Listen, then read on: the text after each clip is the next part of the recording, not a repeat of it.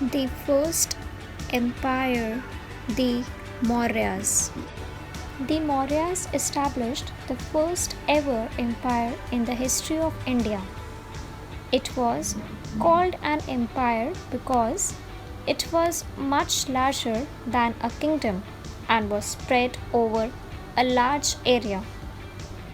The main sources of information that we get about Maurya dynasty were from the two books Indika by Megasthenes, and the Indika tells us about the political, social, and economic condition of life during that period. Arthashastra by Kautilya.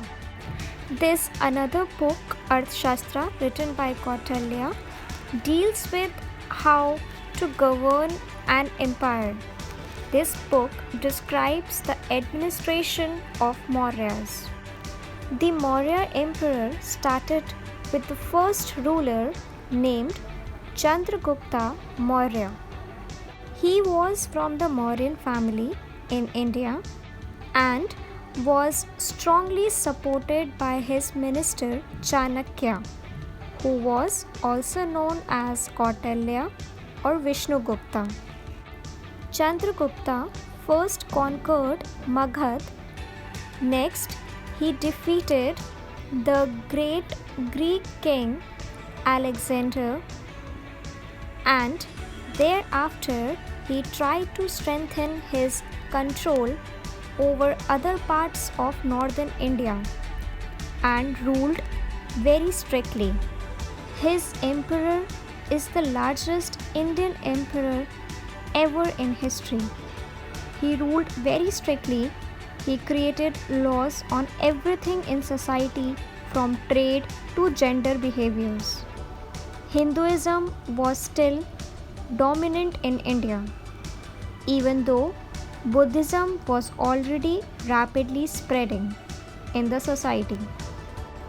After Chandragupta successfully expanded the empire to be the largest Indian empire in history, he then gave his throne to his son Bindusara. And Bindusara took control after the death of Chandragupta. He encouraged trade with other empires in Greece. He kept an empire unified. He defeated many rulers with 16 kingdoms and added their land to his emperor. Under him, the Mauryan Empire spread across the whole of Indian subcontinent except for Kalinga, which is in Odisha in present day. After Bindusara, his son Ashoka took control over the Maurya dynasty. Ashoka was the most famous Mauryan king and one of the greatest rulers ever. That's why he is known as Ashoka the Great. Ashoka governed his kingdom very well. His numerous rock and pillar edicts spread over a large part of India, which gives us lot of information about his great ruler. Ashoka the Great wanted to expand his kingdom to Kalinga region as well, of which his father has dreamt of.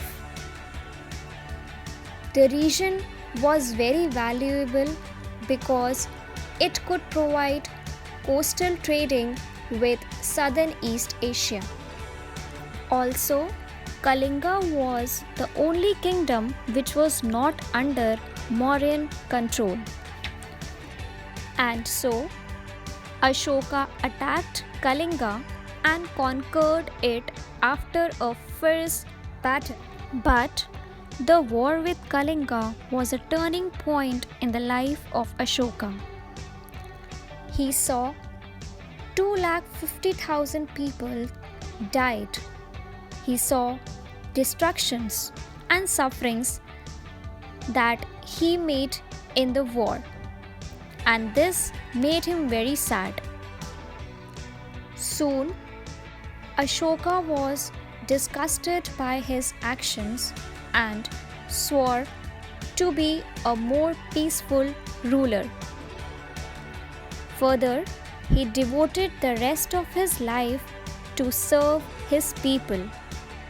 To become more peaceful, Ashoka converts from Hinduism to Buddhism, as Buddhism was flourishing in those days. Still, he does not force his citizens to convert with him. Ashoka's Dhamma, which is derived from Sanskrit term dharma, which means religious duty. Ashoka gave up the policy of conquest through war and began the policy of conquest through dharma. Spreading dharma became Ashoka's new goal in life.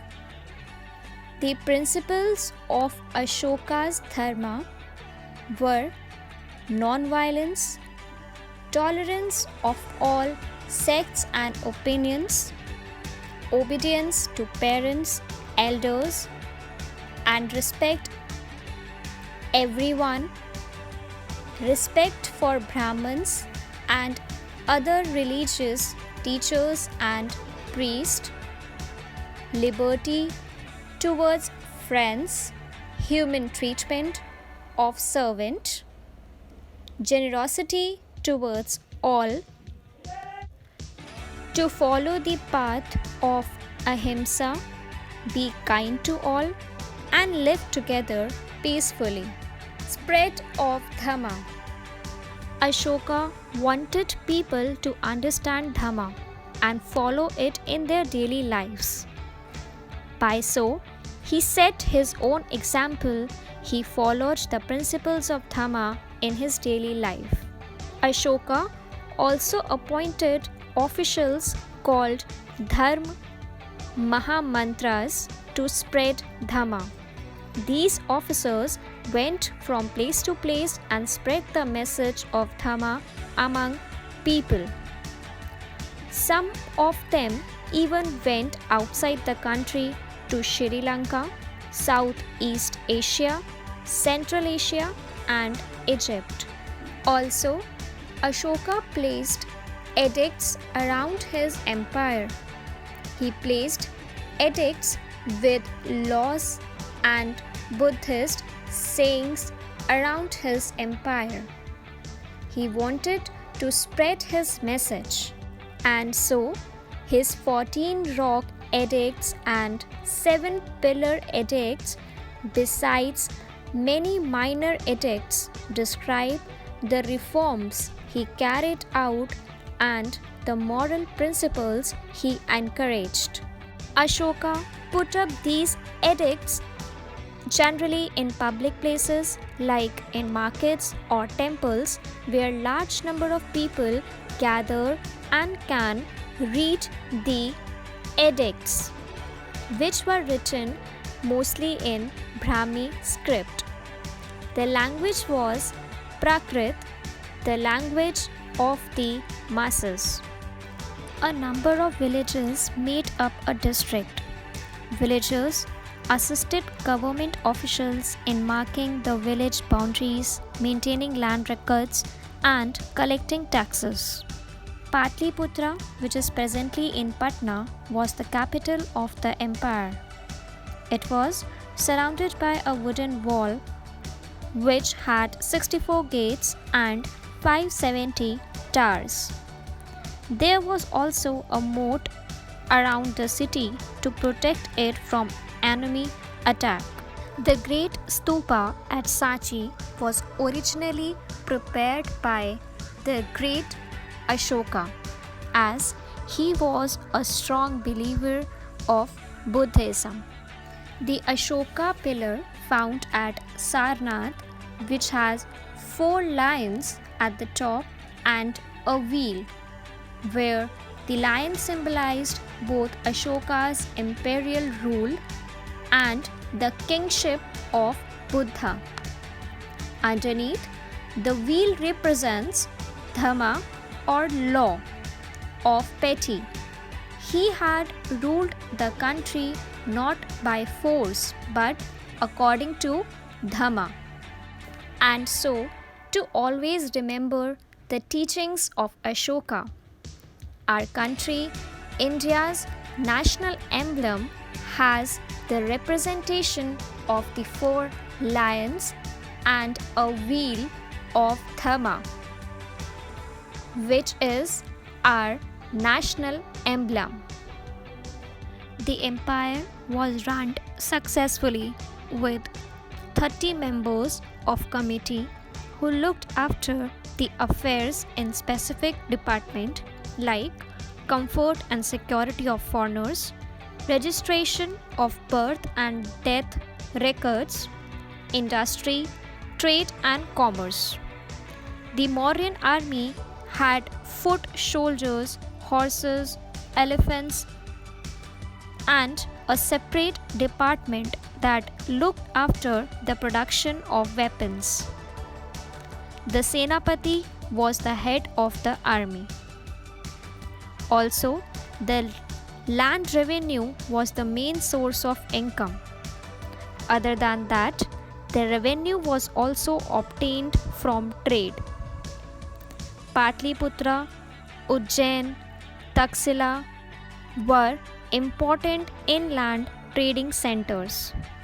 The money collected through taxes was spent on maintaining the army, paying salaries to government officers, charities, and on public welfare activities such as building hospitals and roads.